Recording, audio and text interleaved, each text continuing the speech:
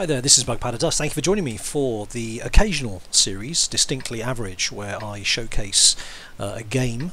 What I'm going to do is I'm going to turn the sound down because it's going to be drowning out my voice. There we go, much better. And I'd like to showcase a game here which I played in my IS-4 just recently. And the game's on Mountain Pass, and it's a mainly Tier 10 game, quite a top-heavy Tier 10 game, as you can see. Now the teams are, I mean, on first look, they look kind of equal. We've got more kind of average to good players. They've got more really good players, but they've got some not so good players as well. So the game starts. I mean, I don't play a lot of Tier 10s. I've only ever played the E100 and the IS-4. E100 I find to be a bit situational. I don't tend to get on with it very well, and generally Tier 10s I've not enjoyed that much. But the IS-4 I find is a little bit more forgiving. The E100's a great tank, it's got excellent armour, but once you've fired that big gun with its really quite lacklustre penetration, you've got a really long reload, and that comes to work for my advantage a bit later on, as you will see. So given that there's no artillery on this game, it means that the ice road, which is the road that I'm going on now, is actually quite viable. If there was artillery in this game, I absolutely would have gone the way that most of the heavy tanks are going down the 2 line. Because artillery, they like nothing better than to smash tanks up which are kind of camping hull down on the ice road, pouring fire down onto their colleagues down in D8 area. So that being the case, I'm going to use the IS-4's, semi-decent gun depression here. And let's see what we can do. Now, the IS-4 gun, in case you don't know, has got 258 pen for 40 damage, so it's really nice. And the reload speed is actually pretty good. So an IS-8 rushes across here. Shot goes a bit low, but I was moving my turret at the same time, so the IS-8 I think gets really quite lucky there. However, there's nothing else to shoot at, so let's put in a second shot into him. Boom, very nice. Slightly high roll for the damage there, I think. What damage do I do? Yeah, so slightly high roll. Now the Batchat's gone to the corner there and there's nothing there, so I'm thinking, well, let's push on down, because if they've neglected to fill a flank with tanks, we're going to push down and see what we can do. E75 here, however, is showing his side to everybody, so I'm absolutely going to take advantage of that. E75s are tough tanks. Even in a Tier 10 game there, they can be quite hard to pen if angled correctly. Unfortunately, he's not angled correctly, so there we go, and he gets finished off by an E100. So we push on down. Now, as we push across here, I notice from the right-hand side, the ST1 is taking damage, about 330. Now, I don't know the tanks well enough at this level to know what it is, but I'm really quite concerned that something is sniping and we don't have eyes on him. So the ST1 is... See, now the Batchat's taken approximately the same sort of damage. So there's a tank there, probably up... It's probably the Object 907. See, down in H3, that kind of area? They're sniping all the way along. Potentially, I don't know. So there's something up there causing damage, and I'd rather not get hit in the side. So I'm kind of backing off a little bit, and also I don't want to crowd this corner either. Now the IS-4, I think one of the problems with the IS-4 is that it doesn't have a huge amount of ammunition. I've got 22 shots, and 22 AP rounds, and also 5 HE. I'm not taking any premium rounds. I'm trying to go for the top of the U100. It misses completely. I'm not convinced that was a really good shot anyway. But I'm just kind of getting warmed up here. This is one of the first few games I've played when I played this game. So again, I'm just keeping an eye on the left, and these guys are sort of... It gets a little bit crowded on this corner, so I'm trying to pick my moment here. E100 big gun, so he's got the 150mm gun, 800 damage or so. He's got a very long reload, so I'm going to try and use that to my advantage. Now the rest of the team, I mean, it's looking good for us. It's 4-1 at the moment. And down in the bottom left-hand corner, actually doing okay. So on the face of it, it's looking all right. I had to rush my shot because E75 was pushing up, and again, I don't really know if that's a viable weak spot for the 100 just along the top of the turret. I think it is. But again, my inexperience at Tier 10 here is really beginning to show itself. So I decided, you know what, let's push up. Let's try and inspire the people on this corner. We can sit here all day. We just don't have the time. So I'm kind of hull down here. Rush a shot at the E75, which is really, really very well angled at that point. But again, I'm using the fact I'm hull down, keeping the rock between me and the E100. So let's deal with the E75. Kind of jockeying for a shot. I'm thinking, well, I might be able to get a shot through his tracks, but that didn't work. So I'm going up for a better angle now. E100 takes down the E75, so we're another tank down the corner. So let's put a shot here. Lovely. I angle, keep moving, keep wiggling. and my track eats his shot. which is great. See the E100 moving around, so right, I'm going to take that all day long. Put a shot into his front plate. Now he fires normal HE ammunition at me, which is... I don't know why he did that. He could have picked out my weak spots at that range very easily, but hey, there we go. You notice that was a poor shot from me, but my reload is actually really good in this tank, and I think I can outshoot E75 by a second or two. So I'm trying to take advantage of that, using my colleagues, my teammates there to try and cause confusion. Put another shot into the E100, try and kind of get between, make the E100 between me and E75. That doesn't work, but the point is I'm distracting them. And again, E100, put another round into him. E75 goes down. I take a big HE hit from him, and my teammates finish him off. So let's pause the game here for a second. You'll see that the other team have caught up drastically. We've completely lost that bottom left-hand corner now. I don't know what the hell happened there, but yeah, that all went very badly. We got our tank destroyers down in the... I haven't got the cursor here, have I? Got the tank destroyers down in the dip, in the F4, G4 area. It's not a great place for them, because there's two mediums up in H3, and they are really vulnerable down there. They have to... They can't go anywhere, basically. They have to stay in the kind of the G4 area, or the mediums will pick them off. So they are pretty much done.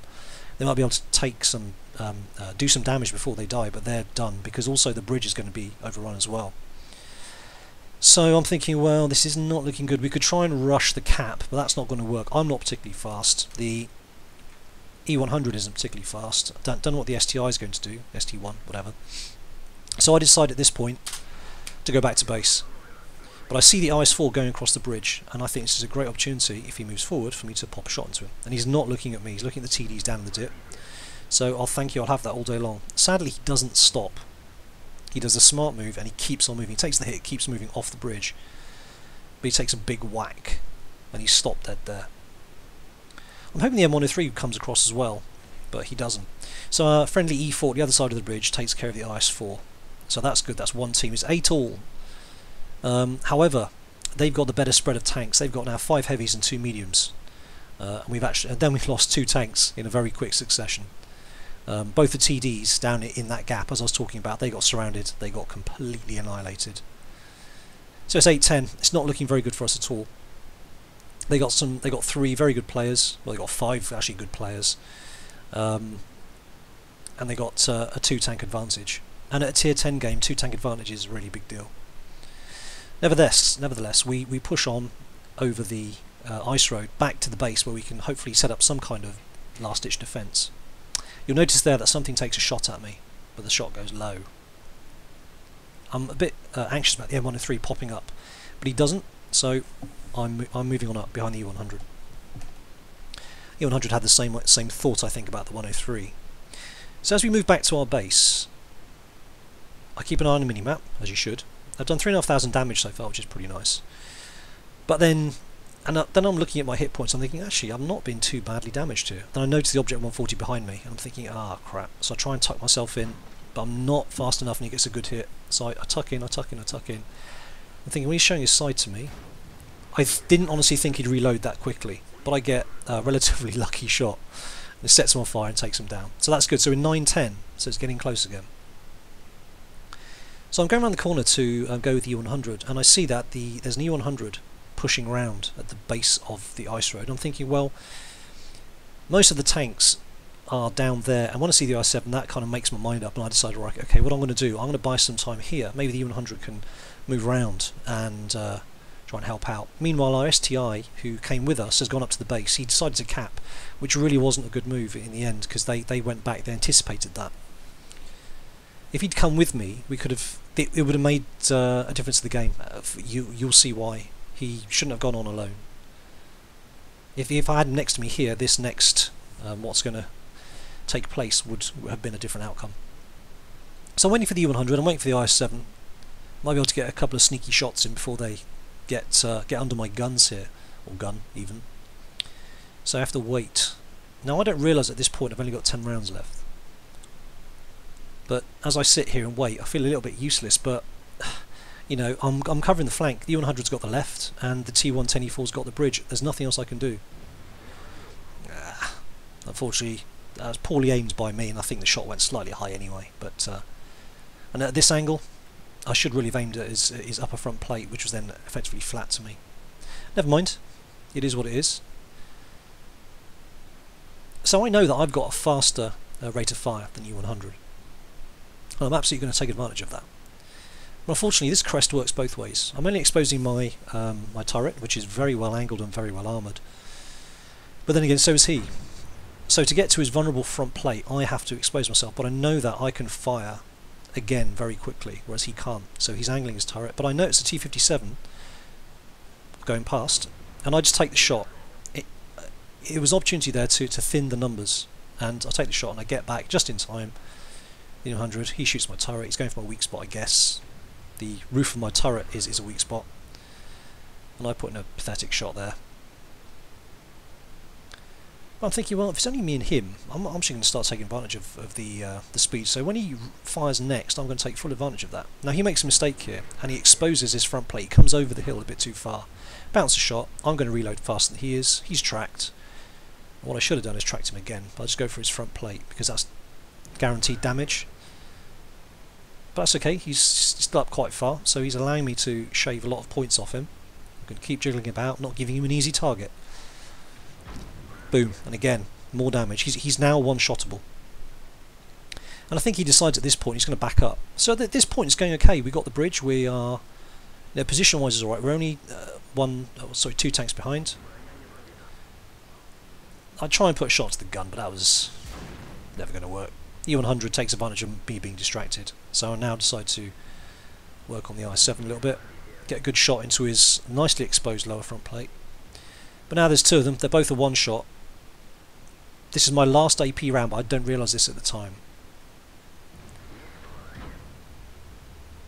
And I don't feel like I can do anything now. But now I'm onto high explosive, and again I don't know this at this point in time.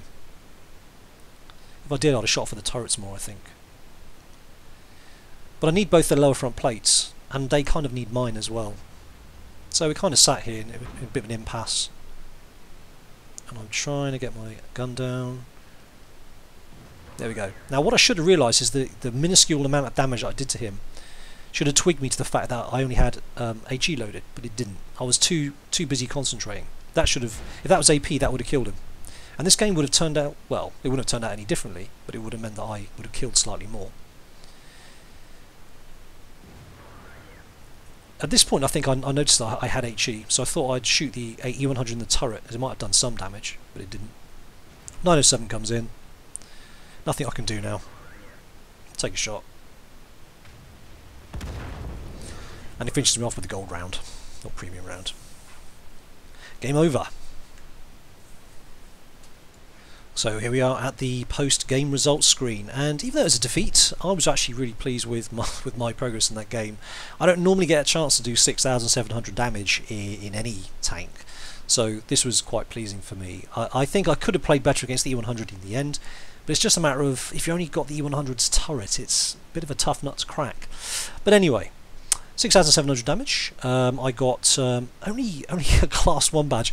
I was thinking that with this amount of damage done I probably would have got a mastery, but this only goes to show there's some very, very good players playing in the IS-4 this week, and I'm sure in general. So I only get a class 1, which is a shame, but there we go. I also get the Arsonist badge for setting on fire that T-57. Poor chap. No, it wasn't T-57, sorry, it was the object that I set on fire. I think it was the 140, wasn't it? Then I've got the Fire for Effect, which is basically do more damage than hit points of your vehicle, and Bruiser, which is damage crew or modules more than 5 times in a battle, and also high caliber as well. So moving to the next screen, this is just really for bragging rights more than anything else. I did the most damage out of anybody on both the teams, so again, really, really nice to do. And you know, even though I did a lot of damage, I only got 697 experience base, which, you know, had we won, it would have been a different story, but it just wasn't to be. And then finally the last screen, which I was finding quite interesting. I actually had no idea that I'd bounced so much damage, 4,470 damage blocked, which is great. 28 shots fired. I mean, as I said, I very rarely run out of ammo in any tank, but the IS-4, as I said, only has space for about, was it 30 rounds? But there we go. So 881. Distance of more than 300 meters. That's 2 shots. I think that was the T-57 and the IS-4 crossing the bridge. as well. So there we go. So yeah, very nice. Corrosion resistance, I think it's for the medal, 93,000 total. Vehicle's expensive to repair, being a tier 10. Ammunition's expensive because it's big. So I only end up with 40,000 on a premium. But still, it's very nice. Yes, it was a loss, so that can't be helped. But there we go. So it's very unusual for me to have a really good tier 10 game. So I'm glad I could share that with you. I hope you enjoyed that. Please leave a like or a comment, and I will catch you on the next one. Cheers. Bye.